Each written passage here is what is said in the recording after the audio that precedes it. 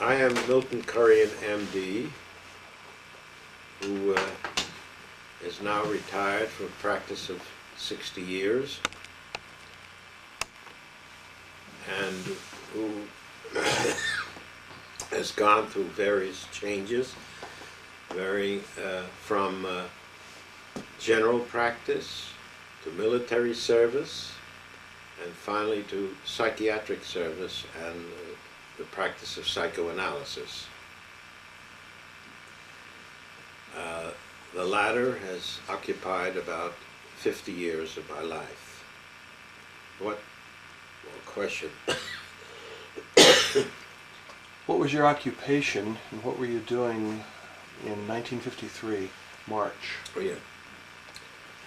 It was around, it was in 1953 that I was involved in my psychoanalytic training, as well as serving as a consultant psychiatrist to the Children's Court of the City of New York. What else? How did you come to know Lee Harvey Oswald? Oh, it was there that I had the occasion to meet Lee Harvey Oswald on the day that I was terminating my relationship with the court. What day was that? What month was that? I remember it as the last Friday in March of '53. What were you doing that day? That day was moving out day for me. I was cleaning out the desk drawers and preparing to vacate the office. It was while I was in the process of doing this that a secretary from outside came in and asked me if I would see a probation officer who was having some problem preparing a report for the court. I took this as a final challenge and asked to see the probation officer. He came in with his material, and after reading the material that he presented to me, I was a bit perplexed as to how to organize a reply, and I told him I would feel more comfortable if I had time to spend with the individual who was involved, with the child who was involved. It would help me to formulate my own independent decisions. What material did he provide to you prior to your seeing Lee Oswald? He provided me with his notes. He provided me with the information that the child was brought to the attention of the court for truancy. And he also had something in his material about the condition of the individual while at youth house. So it's your understanding by reading the file that Lee Harvey Oswald had previously been in the youth house prior to March of 1953 when you interviewed him? That was the impression I had at that time, and there was really no time to check on it more thoroughly. So in response to my reply to his request, he informed me that the individual, Lee Harvey Oswald, was available, and would I see him? And I said I would. He then exited, and there next appeared in the doorway a rather thin, short young man in knickers. I was immediately attracted to his way of entry. He had one foot in the door when he looked about the room in a studied fashion, as though looking to see if it was all clear. He finally came in and sat down, and I tried to start a conversation, but he demonstrated that he was not reachable at first. Since I'd been in similar situations before, I used an approach of talking about myself, talking about other situations, explaining to him that the whole purpose of our being together was to see if I could help him and help his probation officer so that a helpful outcome could result. He then opened up and began to talk about himself and his family background, etc. What did he say about his family background? Surprisingly, he presented himself as the, I believe it was the third child, or the youngest son certainly, of a family that had no father figure. His father had died when he was so small that he couldn't remember him. Were those his words? Hmm? Were those his words? His father died when he was so small he couldn't remember him? It may not have been his exact words, but he gave me the impression that that was what happened, since he had no recollection of a father figure in the house. Did he have stepfathers? He spoke of having several stepfathers. I was informed that his mother had 5 marriages, but spent only about 7 years in a state of marriage. He also spoke of his brothers, who were very antagonistic and who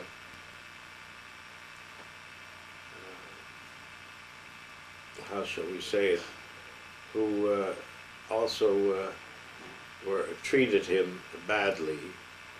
They would infuriate him, and when he charged them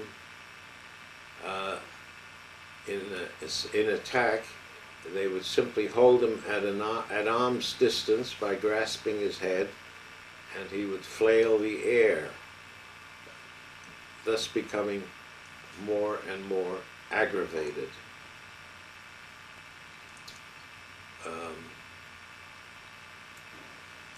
So far as the truancy is concerned, he revealed that he had no motivation to go to school, and also part of this lack of attachment to school was due to the fact that the family moved many times before he could establish any roots in a community or establish friends. So he lost interest in others, he lost interest in having friends, and spent time by himself. Did he mention any places that he lived? No, we did not go into that, but I did get the impression that they moved about, and didn't move about just within one community, but moved about at some distance. What did he say insofar as his truancy that you remembered? Well,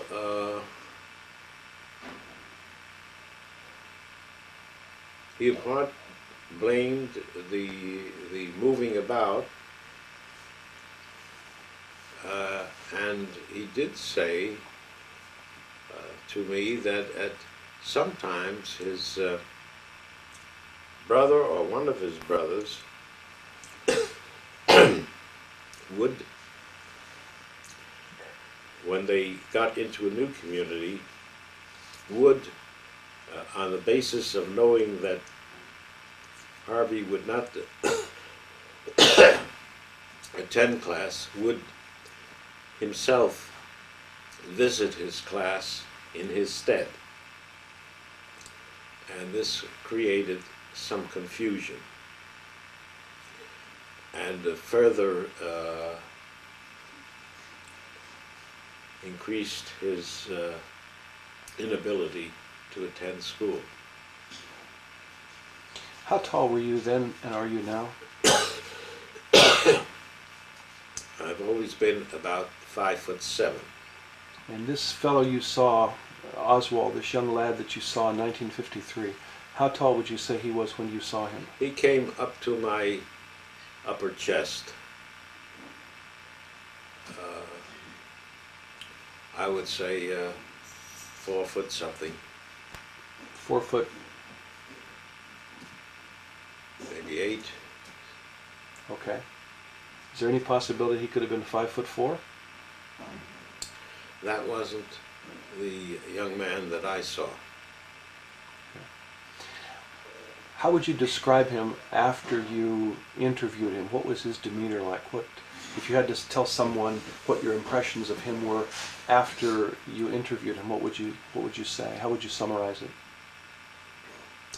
I thought that this individual was much more disturbed than others paid attention to. I had never seen a child so paranoid as this one. Before or since? Before, certainly.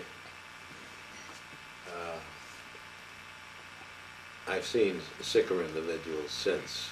I spent over 5 years of my initial practice dealing with children psychotherapeutically and analytically, and worked with adolescents subsequently, and finally, after my analytical training, got into dealing more with adults. How would you describe him in your professional terms? His sickness? Well, he looked like an abandoned child who has not had the opportunity to develop his self, his real self, from the interaction with adequate parent figures. He was full of anger and frustration. He was distrustful.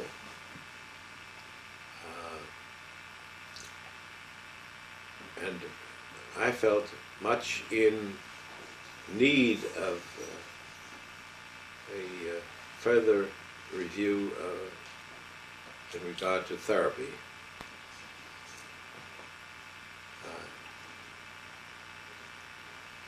Okay. Malcolm, any questions? Yeah. If I can jump forward a bit, Dr. Kirk, if I can jump forward a bit. Sure. When you heard or saw the reports of the assassination, how long was it before you equated the gentleman in Dallas that was arrested with the child that you'd interviewed some years previously? Was it an immediate thing? It was fairly immediate, I would say within a week or so, subsequent to the assassination. I did call the FBI and did speak with an individual there, whom I informed that I had examined Lee Harvey Oswald at age 13 in the children's court. He exhibited no interest in pursuing our conversation further, so that was the end of my contact. Did that surprise you? Yes, it did surprise me, because initially in my conversation with the probation officer, I had indicated to him that this was a child that was full of anger and potentially homicidal, particularly against figures of authority, such as parent figures, policemen, even the probation officer himself, and perhaps even the President of the United States. So you left it at that for a while, and then did you not write to somebody? Yes, I felt moved to write a letter to Mrs. Kennedy,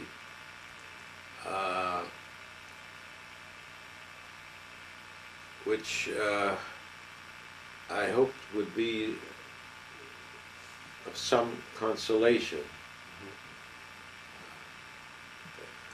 I certainly felt it was a great loss to her, and felt moved humanly to let her know. Were you aware that that letter was passed on to the Warren Commission?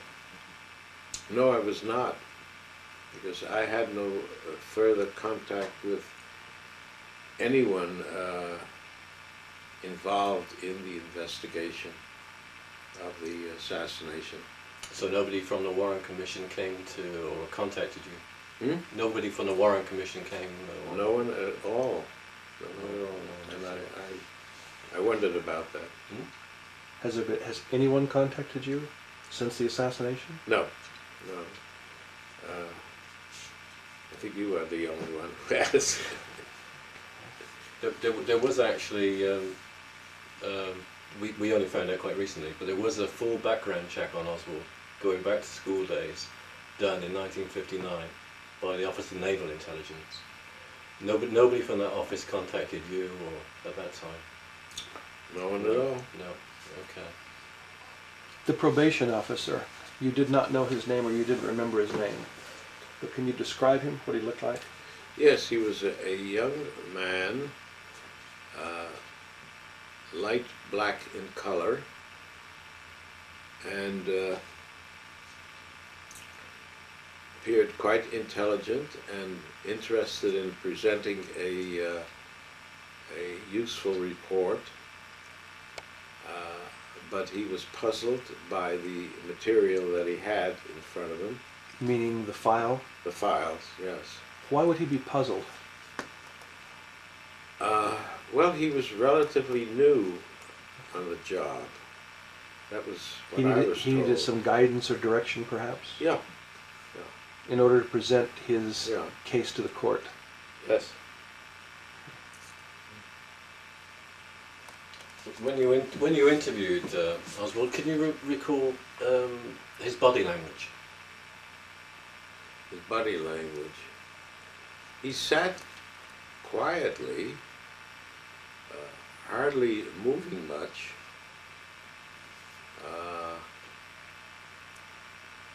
And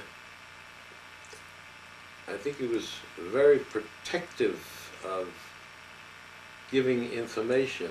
Right. So there wasn't any of the body language that one usually gets Yes. from children, who just can't sit still and who are just waiting for a listening ear to unburden themselves. How did he introduce himself? or was he introduced to you? He didn't introduce himself. He was introduced into the room by the probation officer who went out. There was no exchange. I greeted him and asked him to sit down, asked him what name he preferred. Since what struck me was that he had 3 names, which could be either first names or last names. And I've studied this situation through the years and find that it can play a role in the psychology of some individuals. So he didn't refer to himself as Lee or Harvey or Lee Harvey or... No, he did not. What was his preferred choice? What was his preferred choice of name? Did he say that? I believe his preferred choice was really Harvey. Were you able to judge or determine what sort of IQ he possessed? No, I left that more to the psychological examination to determine, as we did routinely then in the court. In his file, were there psychological examinations? Did you remember? I didn't see the full psychological examination. I just got some words from the probation officer about his behavior in the youth house. Which youth house would, if they said youth house, I'm not from New York, Malcolm's not from New York, what does the youth house mean to you when someone in 1953 would have said he was at the youth house? Where was that facility? That's a place of detention for individuals who are felt to be unsafe in the community and who are being retained, or who might take flight and are being retained so that they will be presented at court. Would that be in Manhattan, in Queens, in Bronx, in Brooklyn, if someone said youth house? My impression was, I never visited this youth house, but my impression was that it would be somewhere in Manhattan. Manhattan. The court was in Lower Manhattan. The court that you were associated with Yeah. was in Lower Manhattan. Yeah. 24th Street. Was there a youth house in Manhattan at that time? I never visited that one, so I really couldn't say. Did you visit any of the youth houses? Yes, I visited, I believe, the one in Warwick, Orange County. In my indoctrination days, some of the judges and staff paid a visit up there to see what the facilities were like. Do you know if the boroughs, there's a Manhattan borough and a Bronx and a Brooklyn and so on? I guess they're called boroughs. I don't know. Was there a separate youth house and court separated in different boroughs, or was there one central one? I really don't know that organization. That was all in the hands of the probation officer. That was their job, is to know where the individual was. So if it went to court, the court was in Manhattan? Yeah. Okay. Lower Manhattan. Lower Manhattan. And you were familiar, are you familiar with the name of Justice Delaney? Yes, I'm familiar with. Or Judge Sisher? Who were the others? Do you remember? There were 4 of them. I was familiar with all the judges who were there at the time during the 5 years that I served there. I would see them mainly in terms of testifying in court whenever an attorney for the child or parent requested it. Did you know the names of any probation officers, or do you remember? I'm sure you did then. It's been a long time. Sure. and I've gone through many thousands of names since then. Do you remember any names back then? No, not really. Okay. Why did Oswald stick out in your mind so much? Why were you able to remember him? Well, there were two things that really struck me. One was the child's behavior, which was different, and the other was the fact that it was my last day of service there. And the first and last days are what we usually remember from events. Can I clarify, when you first determined that it was the same individual, did you communicate that with anybody, a friend or somebody? Did you say, that's the guy I interviewed, or did you mention it to anybody, or anybody you were working with, or anybody you were? No, this was sort of a little private session in which I was acting as a consultant for the probation officer in order to help him digest the material. This was not a set-up appointment. No. He just showed up spur of the No, moment as you were packing your Right. books and just as I've described. just as you were leaving It's the a spur of office. the moment thing. And How long did the interview last? it was at least 45 minutes. to an And you hour. did not write a written report? No, I didn't write a written report because this was kind of a last favor for someone else on the staff who was going to take care of presenting this case to court. It was no longer, I really had no responsibility for this case at the time. Right. Do you remember the name Hartogs? Yeah, that comes to me as I believe the name of the psychiatrist at Youth House, Yes. who again was quite new to the court. Was he there when you were there? I never met him.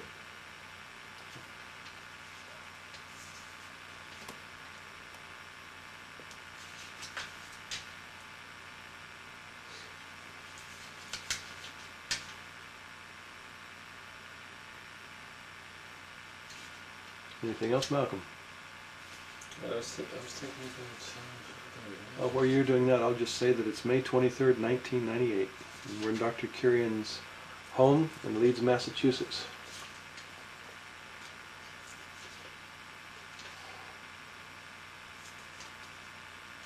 You talked about accent. You didn't pick up any sort of accent, or... No, I was not paying my usual attention to these kinds of things because this was not a scheduled appointment for me, which would have added responsibility for my looking into other things. And you didn't notice any notable physical characteristics like nervous tic or squints or any No. loss of hearing or No, visually impaired? nothing that I can remember. I was, after all, more interested in getting sufficient impression so that I could help the probation officer organize a report. You never met his mother, you never met his brothers, No, just the No. probation officer, just Oswald. That's it. that was it. That was it. Never saw him again, never heard from him again. Never until I heard the name in association with the assassination of President Kennedy. And at the time of the assassination, did you talk to any friends about the individual you interviewed? Any fellow professionals? Or? I may have mentioned to one of several people that I had examined him at age 13, but not. I didn't pay any further attention to There were that. no contacts with Dr. Hartogs or anybody? None at all. Other None at people all. that were named as his... The only other contact, so I can recall it now, that I had was with the probation officer, who seemed to have forgotten ever meeting me. Oh, you met him again? No, I didn't meet him. I called him. You called him? Yeah. Was that John Carl? Yeah, as we've refreshed ourselves, yeah. And he simply did not recall that. You called him in 1963, Yeah, and he didn't remember 1953, 10 years previous, when he had brought Oswald to you. correct.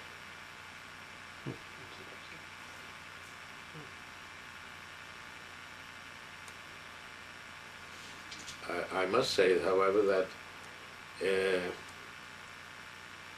there is some proof of the evidence that we did meet, since the recommendations that he did make to the court, some of which I have now seen were published in the newspaper, were pretty much the words that I had instructed him might be useful.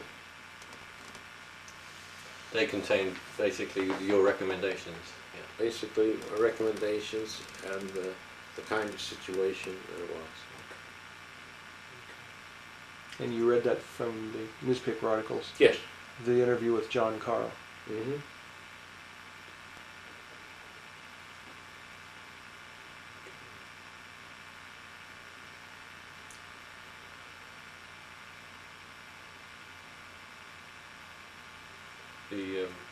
The FBI, sorry to harp on it, but the FBI thing, you seem to indicate that has troubled you over the years, somewhat. Puzzled you, perhaps. Yes, the whole situation of the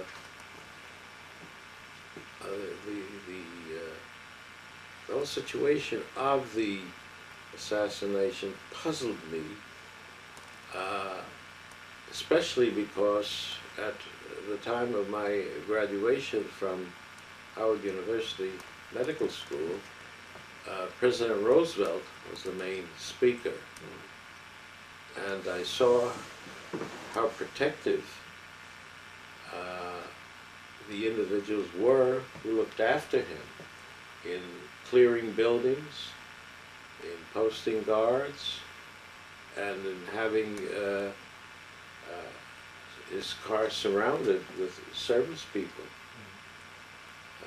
None of this was certainly evident when President Kennedy visited Texas.